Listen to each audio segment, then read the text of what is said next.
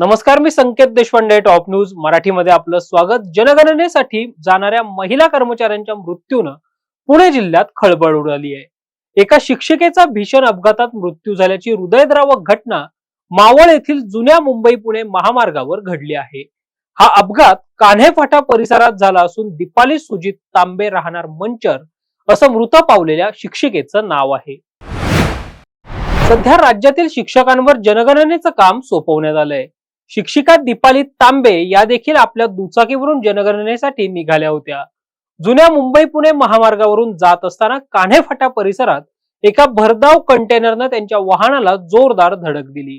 हा अपघात इतका भीषण होता की यामध्ये गंभीर दुखापत झाल्यानं दीपाली तांबे यांचा जागीच मृत्यू झाला. अपघात घडताच स्थानिक नागरिकांनी आणि पोलिसांनी तात्काळ घटनास्थळी धाव घेतली.